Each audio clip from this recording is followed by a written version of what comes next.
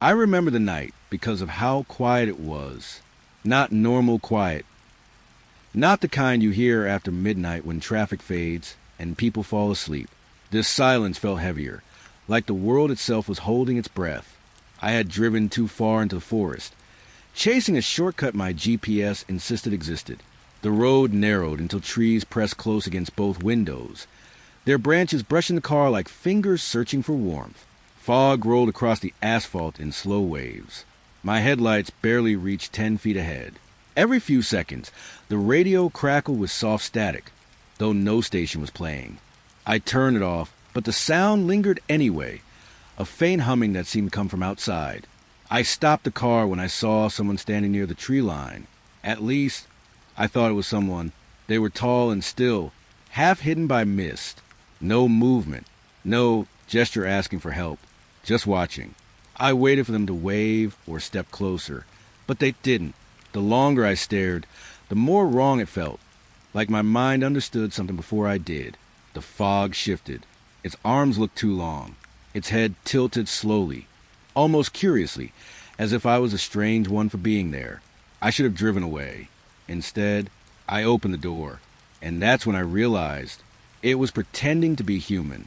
The highway was empty long before I realized it was empty, not quiet in the usual way, not just late-night traffic fading into distance. It felt like the road had been forgotten by everything except the trees.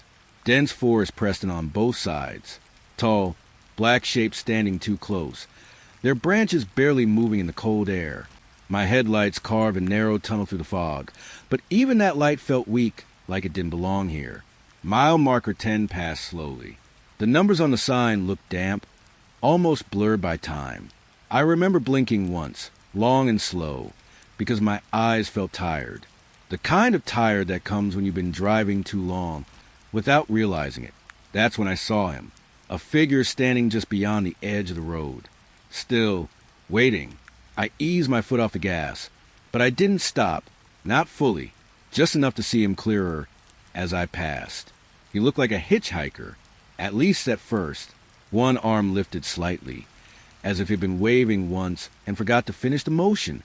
His posture was wrong, though, too stiff in the spine, too stretched in the shoulders, like something wearing the idea of a person instead of the shape itself. I kept driving. The forest swallowed him behind me. And then mile marker 11 appeared. I frowned at that. It felt normal at first. Road signs repeat sometimes on long highways. I told myself that. I remember saying it quietly, as if the words needed to convince me. But something in my chest tightened anyway. A few minutes passed. Fog thickened, sliding across the road in slow sheets. My tires made soft sounds over wet asphalt. The radio stayed dead, but the silence wasn't clean.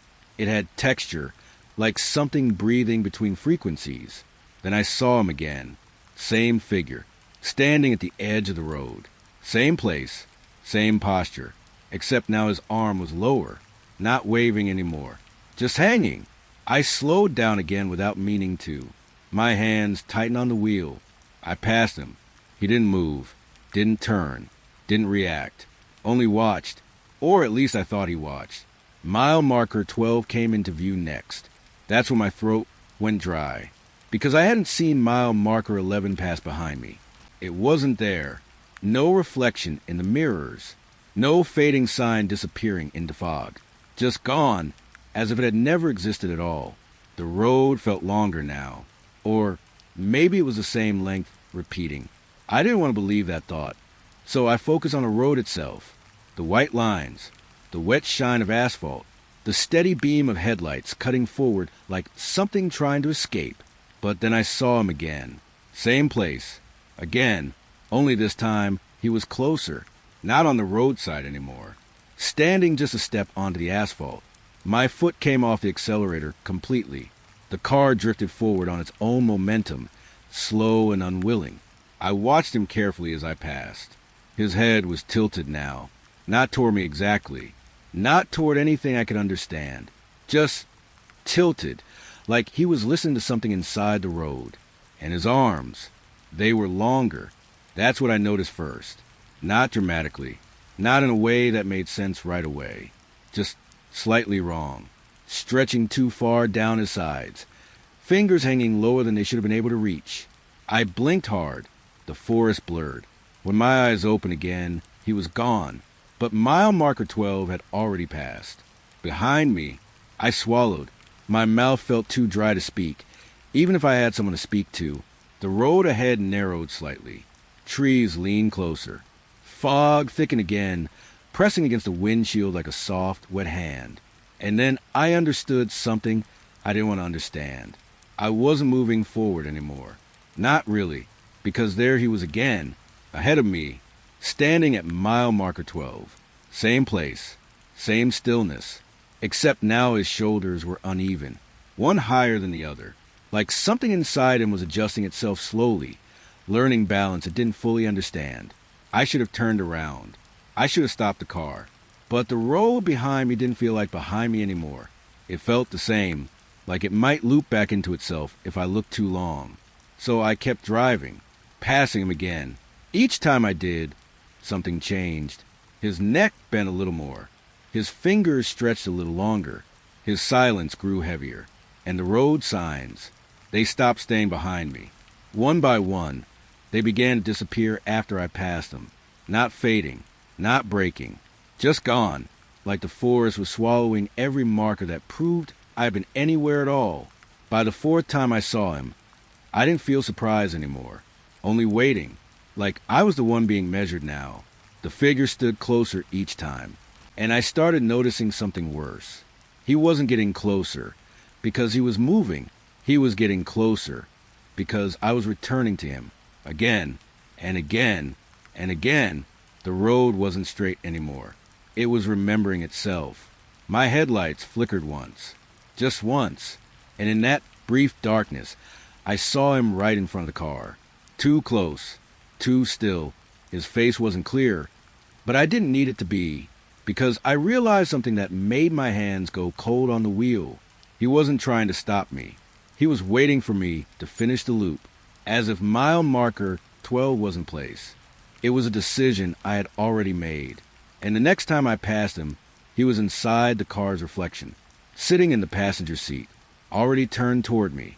The snow was falling too quietly. That was the first thing I noticed. Not the cold, not the storm building the distance, but the way everything seemed to mute itself as I walked deeper into the forest. My boots sank into thick white layers, each step soft, almost swallowed. I shouldn't have been out here. The road had disappeared behind me an hour ago. My phone had lost signal long before that. Even the wind felt distant, like it was happening somewhere else, and I was only hearing its memory.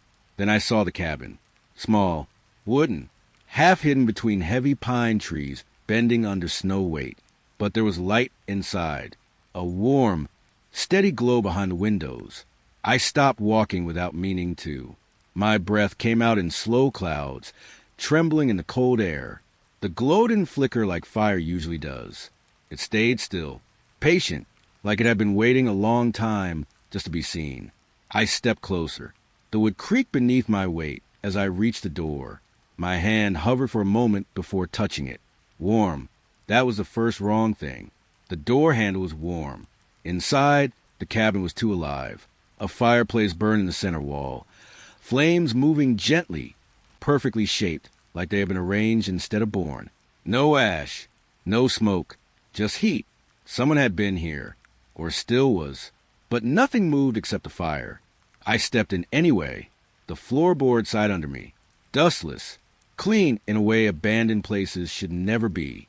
There was a bed in the corner, neatly made, blankets folded with careful precision.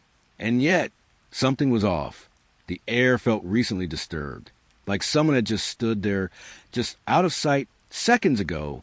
I told myself it was shelter, that I should rest, that storms make minds strange. So I stayed. The fire didn't dim all night. I woke once, sometime deep into the dark hours, unsure if I had slept at all. That's when I saw them. Footprints, circling the bed. Fresh, not mine. They didn't enter the room from the door. They appeared already inside the cabin, as if something had walked there while I was asleep and simply decided I wouldn't notice. The floor was still warm near them, and the fire, It had grown slightly higher. More would have been added. I hadn't touched it. I sat up slowly, listening. Nothing. No wind. No forest. No cracking branches. Just the steady burn of the fireplace. Like it was breathing for something that didn't need lungs. I didn't sleep after that. But I also didn't leave. Because warmth does something to the mind when it feels too perfect. It makes staying feel safer than leaving. Days, or maybe hours, blurred together inside that cabin. The fire never went out. The footprints kept appearing, always circling closer to the bed, always stopping just before it reached me. Sometimes I would wake and feel like the room had shifted slightly. The chair moved a few inches. The blanket folded differently.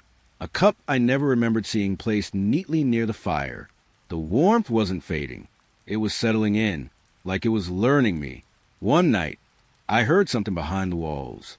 Not scratching, not knocking, just movement. Slow and careful, like someone trying not to wake a sleeping house.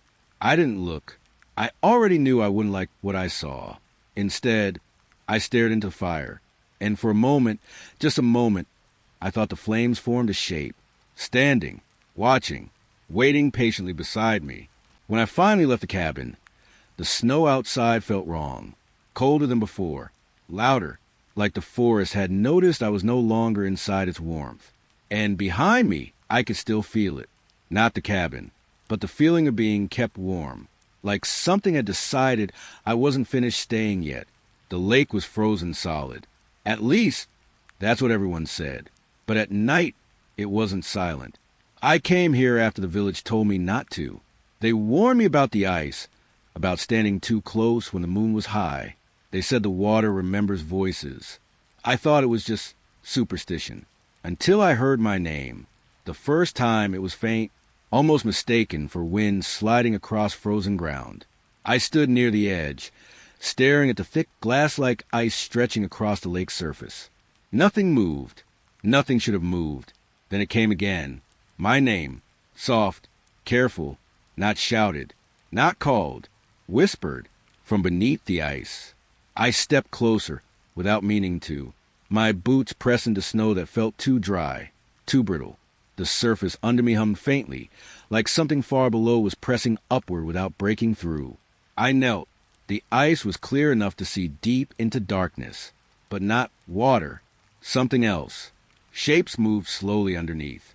Not fish, not currents, just shifting impressions, like memories trapped in liquid time. And then I saw something worse. A face, not fully formed, not fully human, but familiar enough to make my chest tighten. It mouthed my name again, grateful, like it had been waiting a long time to say it properly. I should have stepped back.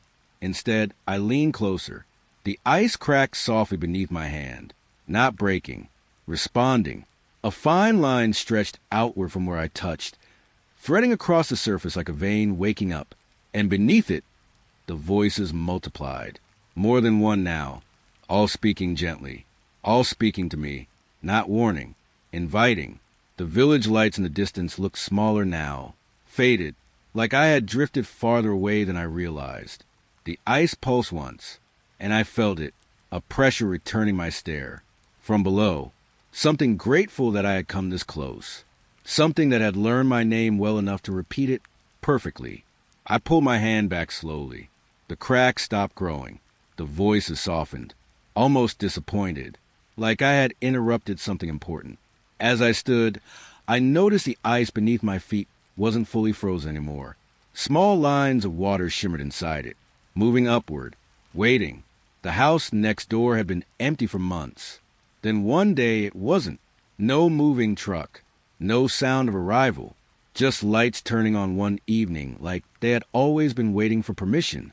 I noticed him the first night, standing at his window, perfectly still, watching nothing in particular. When I waved, he waved back, but something about it felt delayed, like the motion arrived a second too late, as if his body was remembering what I had already done. I told myself I was imagining it. People misread timing all the time, but it kept happening. Every interaction felt slightly off. His smile stayed a fraction too long after conversations ended. His head turned a little too smoothly when responding. Like joints learning how to behave in real time. The worst part was the blinking. He didn't do it normally. Sometimes his eyes stayed open too long. Other times, he blinked twice in a row as if catching up. Like blinking was something he was practicing, not something he naturally knew. One night, I saw him standing in his kitchen through the window. He was staring at a glass of water, not drinking, just watching it. Then slowly, he lifted his hand to wave. Halfway through the motion, he stopped, frowned slightly, and tried again, slower, more careful, like he'd forgotten how waving worked and needed to rebuild it from memory. That was when I stopped waving back. Days passed. Then something changed. He stopped turning on lights at night. His curtain stayed closed, but I could still feel him, watching, learning. One evening, I caught him standing outside instead of inside his house, just across the street. Perfect posture, perfect stillness. And when I looked directly at him, he blinked. Wrong. Too slow, too deliberate, like he had studied me doing it, and was finally trying himself. That night, I realized something I didn't want to understand. He wasn't becoming human. He was becoming accurate. It started at 3:17 a.m. Every night, the television turned on by itself. No remote, no timer, no reason. Just sudden light, filling the dark room like an eye-opening. At first, it was only static. White noise crawling across the screen, shifting and bending in ways that didn't feel random. Patterns began to form. Not images. Not yet. Just suggestions of shapes. A face almost forming before collapsing back into noise. I stopped turning it off after a while, because it turned itself back on anyway. One night, I sat in front of it long enough to notice something disturbing. The static was delayed. It wasn't random. It was reacting. When I moved, the static shifted a second later. When I tilted my head, something on the screen followed. Slowly, carefully, like it was learning me. Then the silhouette appeared. Not inside the static. Behind it, standing in a room that looked almost like mine, but slightly wrong. The walls too narrow. The corners too sharp. The air too still. It moved when I moved, but always late. Always catching up. I leaned closer. So, did it. But I noticed something then. The room behind the static wasn't empty. There was someone sitting in a chair, watching. Me, not the version on the screen. The real one. From behind. I turned around quickly. Nothing there, but the television flickered. And the figure on the screen turned its head slightly further than I had. Like it was correcting my perception. Like it knew I would look away first. The static grew louder. Not sound. Pressure. Filling the room. And then the screen showed something it hadn't before. My reflection. Sitting still. Watching me. Without delay this time. The house was too quiet to be empty. I remember standing in the basement that night. Holding still in the dark. Listening to the kind of silence that feels layered. Not one silence, but many stacked on top of each other. Then I heard it. Footsteps. Above me. Slow. Measured. Walking in a straight line across the ceiling like someone pacing inside a room that shouldn't exist. I froze. The basement had no stairs leading up. No second floor. The house was a single level above ground. At least, that's what I had always been told. The footsteps continued. Soft thuds through wood and silence. Left to right. Right to left. Always the same distance. Always the same rhythm. I climbed the basement steps slowly. Each step I took made the ceiling footsteps pause for half a second. Like something was listening. Waiting for me to match it. When I reached the top of the stairs, I stood in the hallway. Everything was still. No upstairs. No sound. Just dust floating gently in my flashlight beam. I turned it off, and the footsteps resumed instantly. Above me, perfectly timed. Like they were waiting for me to stop looking. That's when I noticed something worse. When I walked, they walked too. Same rhythm. Same pace. Not above me anymore. Inside the house with me. The park looked normal in daylight. Too normal. That was the problem. Green grass. Empty swings. A rusted slide that creaked slightly in the wind. Nothing that should have made me hesitate. But I did, because I saw him, sitting on the bench near the center path. Every evening, always the same time. Sunset. He never moved much, never stood, never looked at his phone. Just sat there like he had been placed instead of arriving. The first time I walked past, I thought he was homeless. The second time, I realized he was always facing me. No matter where I approached from, always already turned, waiting. Animals avoided the area completely after dark. Dogs refused to enter the gates.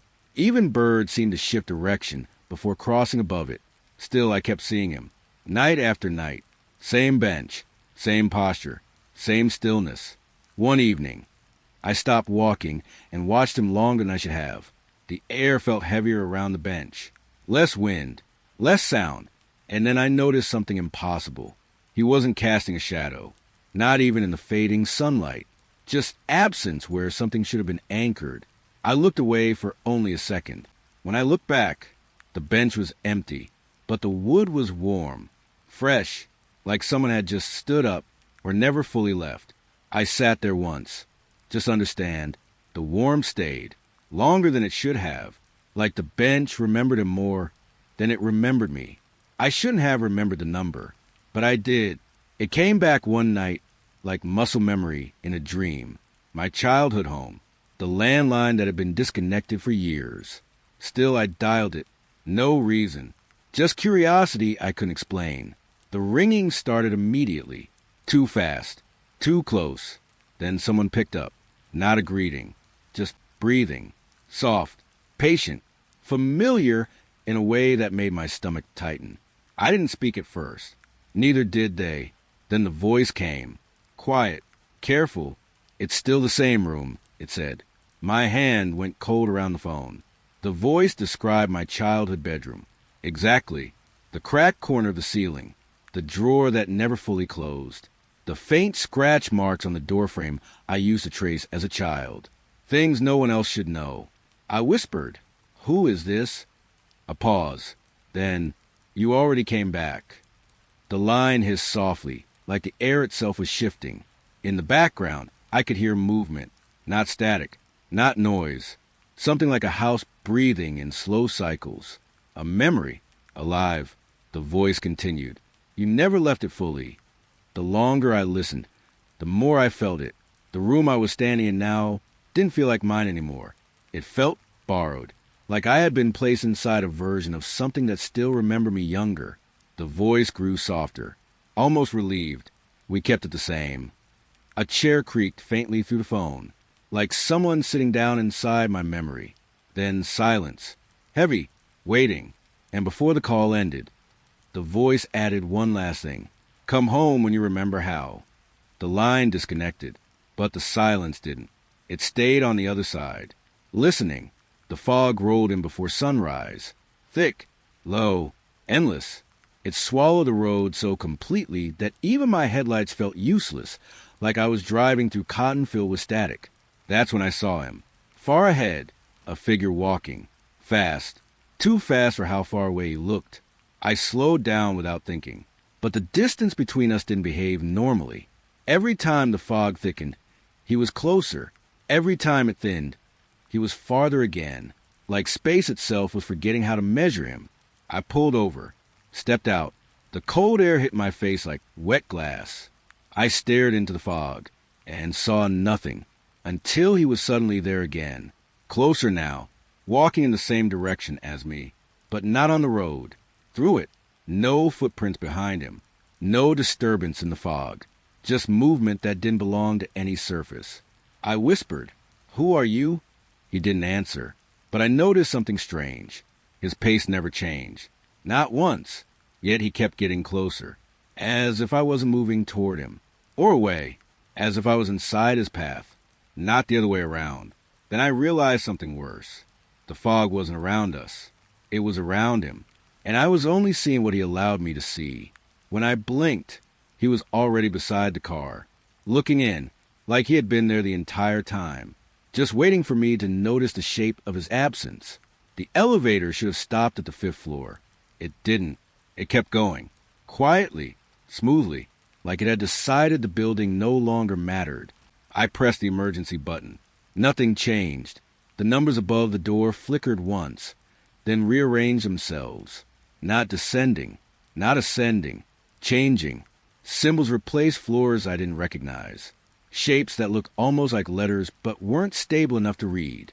The lights inside the elevator dimmed slightly, then brightened again, like it was breathing. The cameras in the corner blinked red. I stared at them. They weren't recording. They were watching. The doors finally opened, but there was no floor. Only hallway. Long, narrow. Wrong. Walls too smooth. Angles too precise. No doors. No exits. Just distance stretching further than the building should have allowed. Cold air moved out from it. Not wind. Something older. Something paused. I didn't step forward, but the elevator didn't close behind me either. It waited, patient, like it had already decided where I would go next. And in the silence of that impossible hallway, I heard the elevator behind me arrive again. But this time, I was already inside it. The first letter appeared on my doorstep without sound. No delivery truck. No footsteps. No knock. Just paper resting against it like it had always been there. My name was written on it. My handwriting. That alone should have made me throw it away. But I didn't. The envelope was slightly warm, like it had been held recently. Inside was a single page. The ink was fresh. It described my morning before it happened. I remember reading the first line slowly. You will wake up at 6:13 and think you didn't dream anything. I stopped breathing, because I had already woken up that way. The letter continued. Small details. Ordinary things. Things I had not done yet, but suddenly felt certain I would. Every sentence felt like a memory that hadn't happened yet. The next morning I tested it. I tried to change something small. Moved a cup. Changed my route. Turned left instead of right. It didn't matter. The letter still matched. Exactly. Like my choices were only confirmations of something already written. Then the second letter arrived. Same handwriting. Same paper. But colder this time. Inside was a warning. Don't trust the one who speaks like you when you're not listening. My throat tightened. I lived alone. At least, I thought I did. The ink on the page started fading the longer I stared at it. Like the words couldn't survive being remembered too clearly. At the bottom, a final line appeared as I read it. Slowly. Almost gently. You already know why. And for a second, I almost believed I did. The forest didn't feel empty. It felt aware. I realized that within the first hour of walking. Not because of anything I saw. Because of what I heard. My name, repeated softly between the trees. Not echoed. Not carried. Repeated. Like the forest was practicing it. At first, I told myself it was wind. Branches shifting. My mind filling silence with pattern. But the pattern became too precise. Too consistent. Every time I stopped walking, the forest stopped speaking. Every time I moved, it followed. Birds were there at dawn, but silent, completely silent, like they were listening instead of existing. I tried to speak out loud once, just to break the feeling. The moment my voice left me, every bird in the canopy went still. Not one sound, not even movement, as if my voice had triggered something they all understood better than I did. Paths changed overnight. I marked trees, left small signs. Every morning, they were gone, but new marks appeared ahead of me, already pointing where I would go next, already knowing I would follow. That's when I found the carving. My initials, fresh in the bark, too fresh to have been made yesterday, or even by me. I touched it. The wood was warm, not like sun, like breath. The forest wasn't just remembering me anymore. It was anticipating me. And when I stood still long enough to listen, the whisper of my name stopped sounding like a question. It started sounding like recognition. The window was always lit at the same time I was awake. I noticed it by accident. A soft glow across the street, second floor, always on when my own lights were on. At first, I ignored it. Then I noticed the pattern. When I moved, the figure inside moved too. Not immediately. A slight delay. Like a reflection learning what it was supposed to copy. I stood by my window one night and raised my hand. The figure across the street did the same, but slower, careful, like it wasn't sure it was allowed to move yet. I lowered my hand. It followed, always late, always correcting. Days passed like that, silent observation across distance, until the delays started shrinking. Less hesitation, more accuracy, closer to real time. That's when it started waving first. I froze. The figure across the street raised its hand before I did anything, then stopped halfway, like it was waiting to see if I would match it. I didn't. I stepped away from the window, but I kept feeling it, practicing, not copying anymore, learning. One night, I left the lights off completely. Still, the window across the street was lit, and I realized something I didn't want to accept. It didn't need me to see it anymore. It already knew how I moved. The train came at the same time every night. I learned that without trying, just by listening. A distant vibration through the ground first, then the low sound of metal moving through fog. It never slowed down, never announced a stop. It just passed, always too fast to see clearly. But I saw enough. The passengers didn't move, not in a normal way. They sat perfectly still. Faces turned toward the windows like they were aware of being watched, but didn't care to react. Their eyes followed nothing, or everything. I couldn't tell. The train itself felt too long, longer than the tracks should allow, like it was stretching through something that wasn't space. Announcements played softly inside, but they weren't station names. They were names, full names, people's names. Some I recognized, most I didn't. One night, as the train passed closer than usual, I saw a man in the third carriage. He turned his head slightly, not toward the window, toward me. His lips moved slowly, too slowly, but I understood anyway. A warning. Then the train was gone. But it came back the next night. Same time, same speed, closer again, like it was learning how close it was allowed to get. The radio only worked in one place, in my car, and only when I wasn't trying to fix it. Static filled the speakers most nights. White noise broken by faint distortions that almost sounded like words. Almost, until they became words. Clear enough to follow. The voice was calm. Too calm. Like it had no reason to rush me. "You're close," it said once.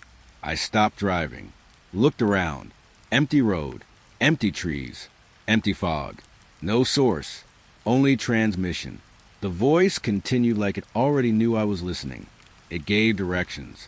Not street names. Not maps. Just instructions that felt like memory being corrected. Turn where the trees lean. Stop where the wind forgets you. Go deeper where the silence feels familiar. I followed once, just to test it. The signal got stronger the farther I went into nowhere. No towers. No reason for reception. But the voice became clearer, more personal.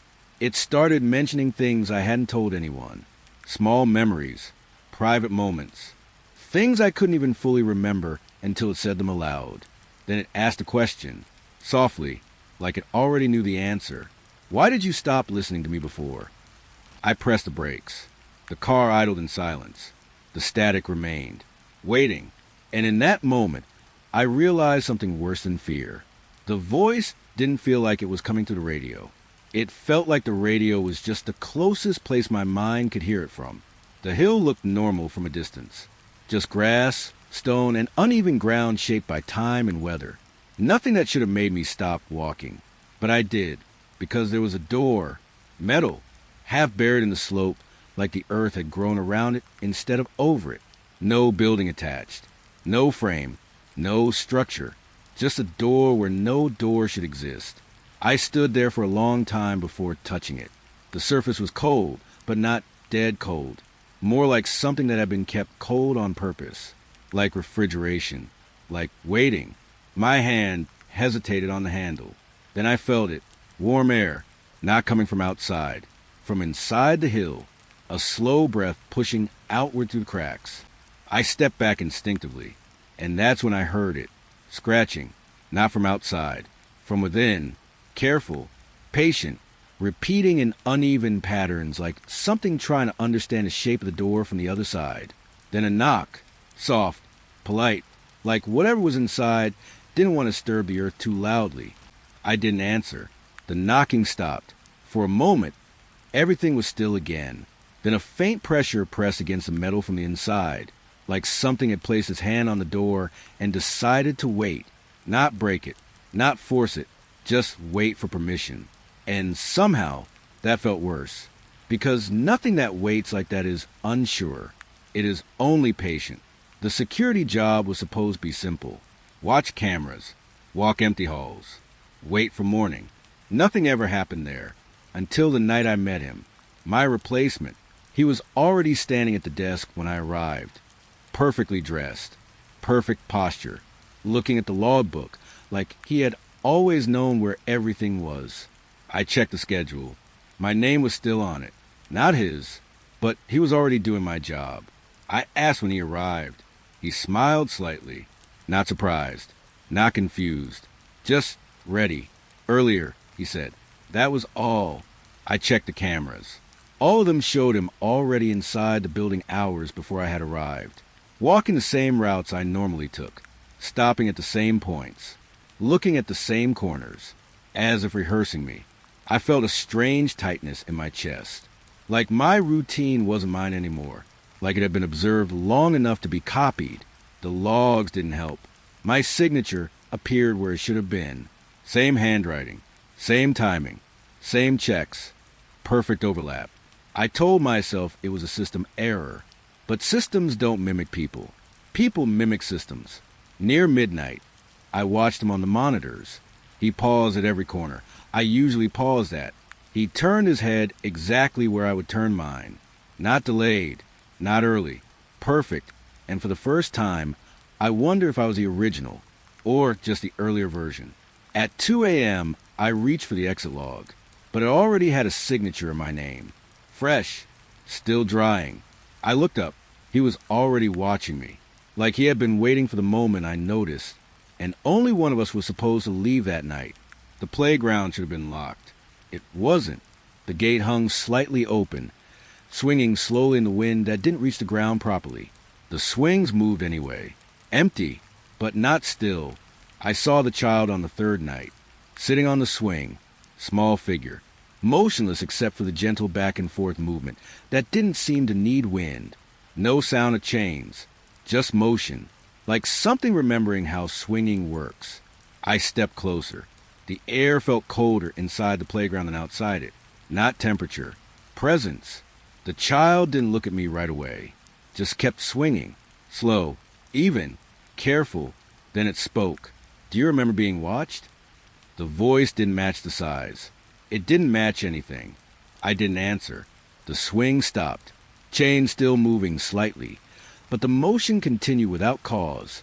The child turned its head, not fully, just enough, and asked again. Do adults forget what it felt like? I felt my throat tighten.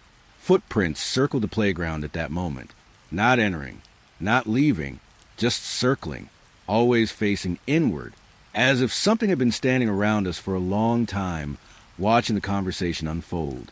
The child tilted its head, like it was listening to something I couldn't hear. Then it smiled, but only halfway, like it was still learning how. And when I blinked, the swing was empty, but still moving, like it was remembering weight that had only just left. The road ended long before I expected it to. No signs, no warning, just asphalt giving way to dirt, then stone, then nothing that looked like it belonged to travel anymore. And there it was, a lighthouse, standing inland, far from any coast, too tall for where it was placed. I stared at it for a long time before approaching, because lighthouses don't belong where there is no water. But this one still turned, slow rotation of light cutting through the dark sky, like it was searching for ships that could never exist here. I checked my phone. Maps showed nothing, not even land, just blank space where this place should have been. The air around the lighthouse felt heavier the closer I got, like pressure building without reason. The door was unlocked. Inside, everything was clean, too clean. No dust, no decay, no history, just stairs spiraling upward into light. And the sound, a soft mechanical hum that didn't match anything electrical I knew. At the top, the lens rotated slowly, casting light outward into darkness that didn't reflect anything back. I looked into it and saw movement. Far away, figures standing in places that shouldn't exist, waving, not at me, at the light, like it was signaling them back. I stepped away quickly, but the beam followed the same rhythm, and for a moment, I understood something I didn't want to. The lighthouse wasn't warning ships away. It was calling something in, and the ocean it remembered might still be on its way back. The hotel desk clerk didn't ask for ID. He just nodded when I said my name, like he had been expecting it. Room 214, he said. No hesitation. No checking. Just certainty. The hallway felt too long on the way there. Carpet too soft. Lights too dim.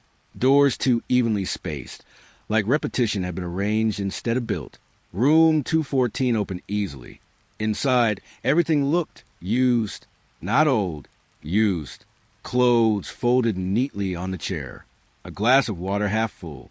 A book on a nightstand open to a page I didn't recognize.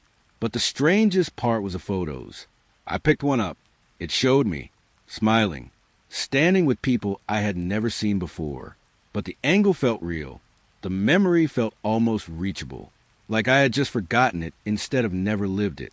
I checked the bathroom. Toothbrush already there. Warm water in the sink, like someone had just left moments before I arrived. I went back to the hallway. People passed by but never looked at me directly, always slightly away, like eye contact would confirm something they didn't want confirmed. At checkout, the clerk slid a register toward me.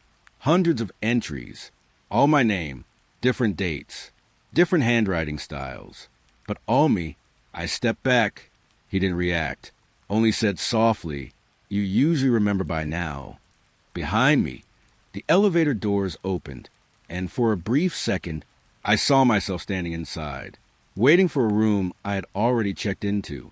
The shadow appeared before I did. I noticed it one morning while entering the kitchen. A shape on the wall moved slightly ahead of my body, not matching me, predicting me. At first, I thought it was light from the window shifting through the curtains. That made sense.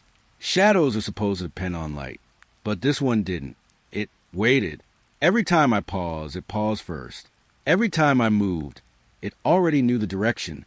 I turned off the lights once, just to test it. The room went dark, but the shadow stayed. Faint, still there, like darkness itself wasn't enough to erase it. It shifted closer to me when I stood still. Not aggressively, not fast, just patiently closing distance, like it had nowhere else to go, like it was waiting for me to acknowledge it properly. When I ignored it, the house felt heavier, dimmer, as if something inside the walls was disappointed.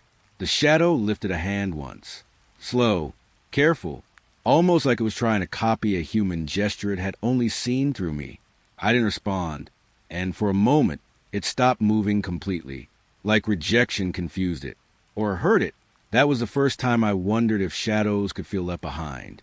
The bridge looked ordinary. Old metal, rusted edges, river below moving too slowly, like it was thinking before flowing. I started crossing just before sunset. Halfway through, I noticed my footsteps didn't match the sound. They were delayed, like the bridge was playing them back instead of letting me make them. I checked my phone. The time didn't change for a long moment. Then it jumped backward by a minute, then forward again. Unstable. Wrong. Cars passed occasionally, but none seemed to reach the other side in normal time.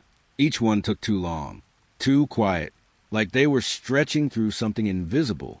As I reached the center, I heard something below. Voices, not echoes, conversations, clear enough to understand fragments.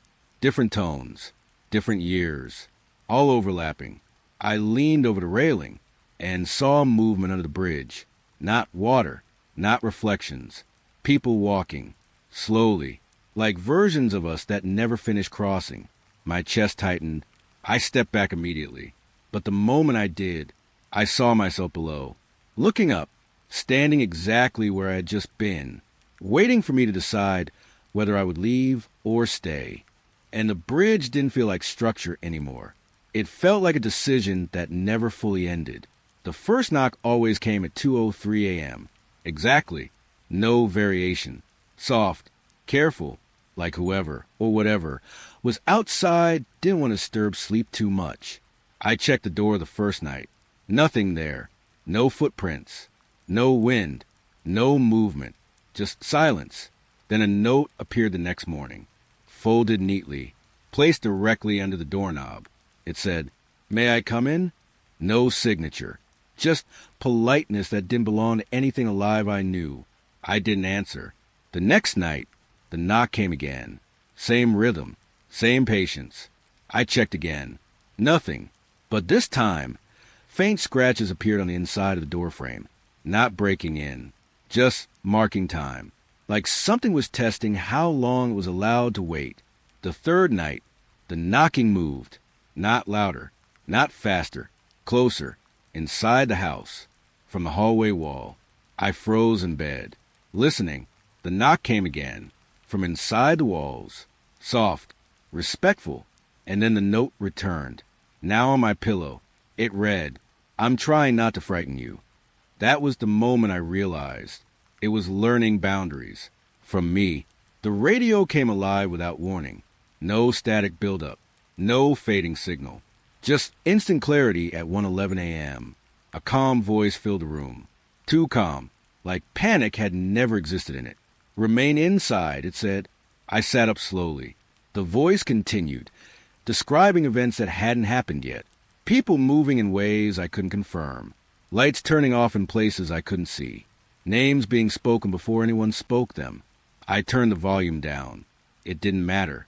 The broadcast stayed inside the air itself, not just the radio. The second night, fewer stations came through. Only one. Same voice. Same calm tone.